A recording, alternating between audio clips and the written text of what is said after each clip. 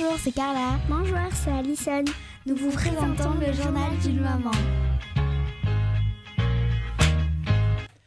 Bonjour, je suis très heureuse de vous retrouver aujourd'hui pour une nouvelle émission du Journal d'une maman et nous recevons aujourd'hui Madame Mélanie Cristallo. Bonjour Mélanie. Bonjour.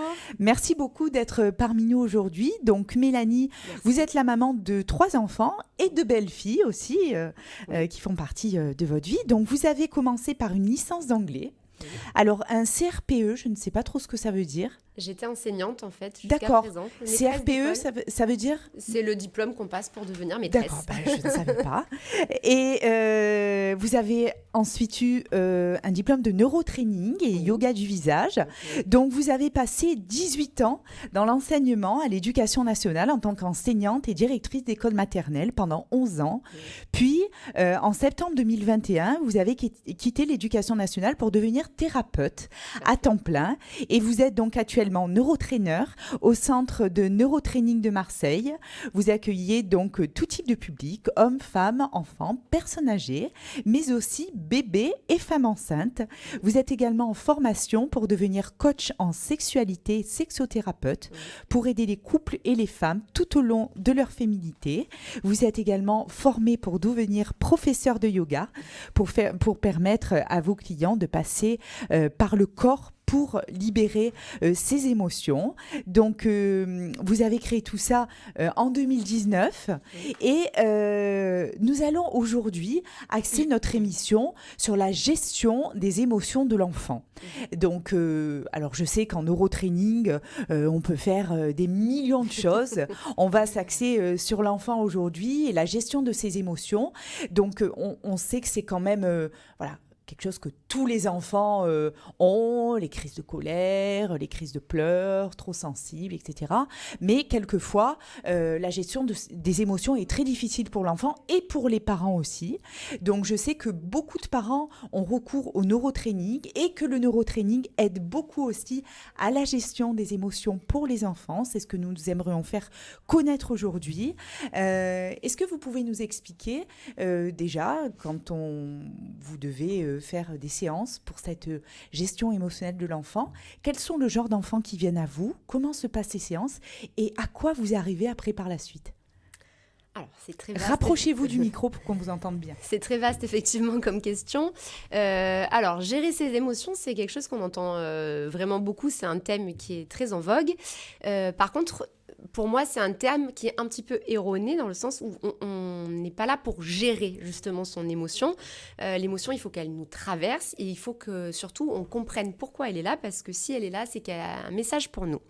Et nous, c'est un peu ce qu'on travaille en neurotraining, que ce soit pour les émotions ou pour d'autres thématiques, parce que vous l'avez dit, c'est quand même très vaste le neurotraining.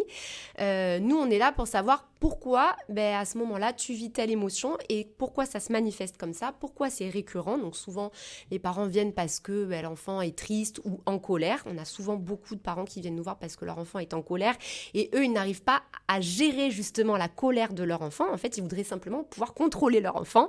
Et c'est ça qu'on met derrière gérer ses émotions. Et l'émotion, elle n'est pas là pour être contrôlée. Hein, voilà. Donc, qu'est-ce qu'on a comme type d'enfant ? Oui, les enfants qui sont tristes, parce qu'il y en a aussi des enfants qui sont tristes et les parents, ils ne savent pas quoi faire avec ça. Les enfants qui sont en colère, on a des enfants de tout type d'âge, parce que les colères, elles peuvent se manifester chez des enfants qui sont très très jeunes, des enfants de 2 ans, qui sont déjà venus au cabinet parce qu'ils ils se mettent dans des colères permanentes et les parents, c'est très fatigant pour eux à gérer. Et après, on a des enfants, même jusqu'à l'adolescence, pour des colères, pour de la tristesse, pour de l'angoisse, parce que l'émotion aussi, c'est très vaste. Voilà. Quand on a des enfants qui sont très jeunes, donc on va dire jusqu'à 3-4 ans, on passe par la maman pour travailler sur l'enfant, parce qu'en neurotraining, on utilise ce qu'on appelle un test kinésiologique, et donc du coup, ça passe par le corps, et on va difficilement, jusqu'à 3 ou 4 ans, si l'enfant bouge beaucoup, on va difficilement pouvoir passer par l'enfant en direct et surtout dans la longueur de la séance, l'enfant ne va pas tenir. Donc, on utilise comme un circuit électrique en fait et donc on passe par la maman pour interroger entre guillemets le corps de l'enfant.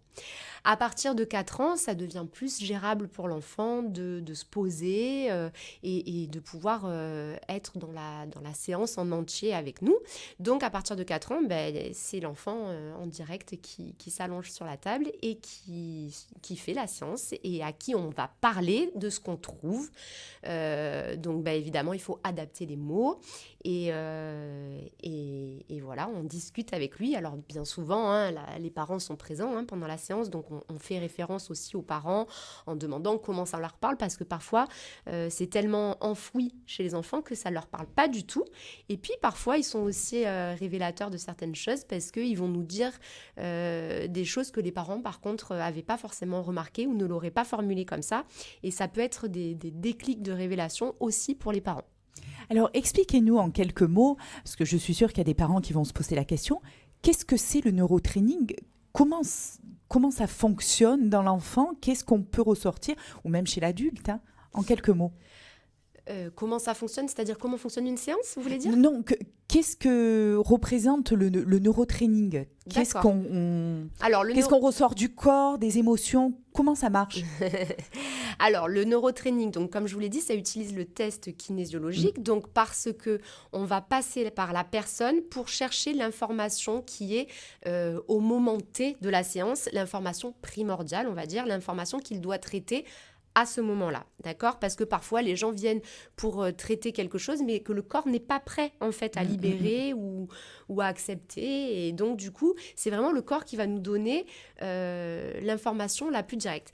C'est vrai que c'est un peu curieux quand on en parle. Et souvent, les gens, quand ils viennent pour la première fois, ils disent... En fait, il faut venir pour vraiment comprendre comment ça fonctionne parce que l'expliquer, c'est compliqué. Ce que je peux vous dire, c'est que quand vous venez, c'est vraiment par pression de votre corps que moi, je vais trouver les réponses qui sont en vous, d'accord ? Et que je vais aller chercher ce qui est au fond de vous. Bien sûr, après, il y a un dialogue qui s'installe entre nous parce que moi, je vous dis ce que je trouve et vous allez me dire aussi comment ça résonne en vous. Et ensuite, c'est comme ça que la séance va se tricoter, en fait. On va aller chercher vraiment le morceau de puzzle qui est manquant parce que c'est bloqué peut-être dans votre inconscient ou dans quelque chose en transgénérationnel, par exemple. Il y a vraiment plusieurs choses qui vont nous amener, en fait, dans la séance à trouver un point vraiment essentiel. Voilà, qu'est-ce que je peux vous dire d'autre ? La séance, elle va durer quand même une bonne heure, donc du coup, on va chercher vraiment plusieurs informations, pas que des émotions, et le but, c'est de trouver le point d'origine, en fait, de ce blocage ou de comment cette émotion, elle est arrivée à vous, comment elle fait pour être tout le temps présente en vous. Et puis, comme on parlait des enfants tout à l'heure, il faut voir que souvent, jusqu'à 7 ans, on conseille quand même aux parents et surtout à la maman de consulter aussi parce que les enfants sont des éponges, vraiment des éponges énergétiques et émotionnelles. Et souvent, ce qui traduit les enfants, ce sont les émotions aussi des parents. Alors nous, en tant que parents, on essaye de cacher tout ça et on croit que nos enfants, ils passent à travers, mais c'est faux. Et du coup, quand un enfant est vraiment en colère, il faut aller chercher aussi ce qui est présent chez les parents. Qu'est-ce qu'il en ressort d'une séance ? Que vous disent les parents, par exemple, sur un enfant qui arrive et qui est en colère ? Comment ils le sentent après ? Alors, c'est très variable sur l'immédiateté de la séance. Il y a des enfants qui peuvent ressortir et être, dans les quelques jours, plus encore en colère parce que on est aussi... Alors, c'est pas évidemment pas tout le temps, mais ça peut arriver et on le dit d'ailleurs à la fin de la séance parce qu'on est aussi là pour faire ressortir des choses qui sont très profondes et comme je vous disais, gérer l'émotion, c'est pas l'intérêt. Il faut vraiment que ça sorte et que l'enfant soit là pour pouvoir exprimer ce qu'il ressent. Et l'intérêt, bien sûr, c'est un apaisement par la suite. Donc après, le nombre de séances, ça va dépendre de comment c'est ancré chez l'enfant, cette émotion. Et évidemment, le but, c'est d'être apaisé sur du moyen et sur du long terme, parce que le neurotraining, c'est une thérapie qui est brève. On n'est pas là pour faire de la thérapie plus.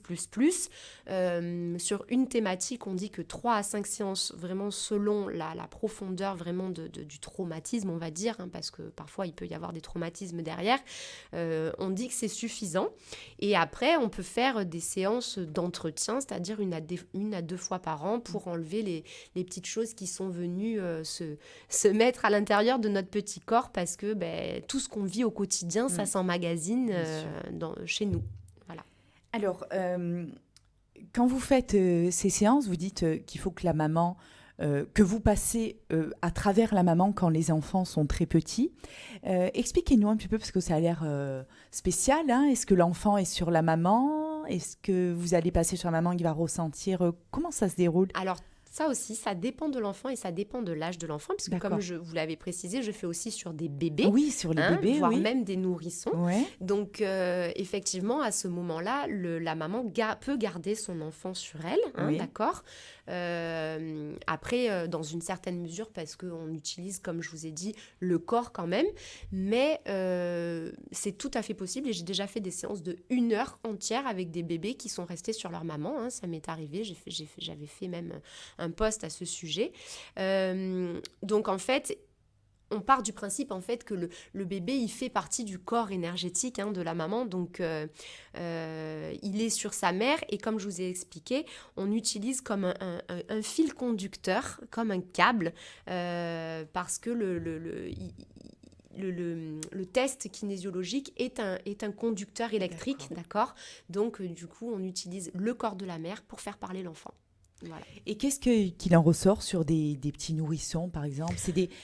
Ça peut être des bébés qui ont du mal à dormir la nuit, c'est ça, par exemple ? Oui, c'est souvent ce pourquoi les mamans consultent, ce sont des bébés qui ont des difficultés de sommeil. Après, ça peut être aussi sur des bébés qui sont très nerveux. D'accord. Alors souvent, c'est des grossesses qui ont été compliquées ou des grossesses qui se sont mal terminées. Enfin, ça, c'est vraiment très variable. Mais oui, effectivement, ce qu'on va retrouver chez les petits-enfants, il y a des difficultés à se nourrir aussi parfois. D'accord. Donc, ça, ce sont des thèmes qui reviennent très souvent chez les petits bébés. Mais effectivement, le sommeil, c'est quelque chose qui perturbe souvent les parents, même jusqu'à 2-3 ans. Donc, les parents consultent souvent pour ça. Est-ce qu'il y a réellement des améliorations avec les séances de neurotraining sur ça ? Oui, vraiment sur le sommeil, parce que le sommeil, en fait, ça vient de l'anxiété. C'est ça. Voilà. Le sommeil, c'est souvent associé à la petite mort, comme on dit. Donc, il y a vraiment des problématiques de peur derrière, des problématiques d'anxiété. Et puis, la maman. Et souvent de la maman, bien sûr. C'est tout à fait ça. Écoutez, c'était passionnant, Mélanie. Je vous aurais encore posé plein de questions. Alors, on peut vous retrouver, donc, nous l'avons dit tout à l'heure, dans le cabinet de neurotraining où vous travaillez, qui se trouve, est-ce que vous pouvez nous dire où ? À Marseille, à la rue Raphaël, donc c'est en face du stade Vélodrome. D'accord, très bien. Donc après, vous avez un compte Instagram aussi, où vous partagez pas mal d'informations intéressantes. Oui. Merci beaucoup d'être venu parmi nous, de nous parler du neurotraining.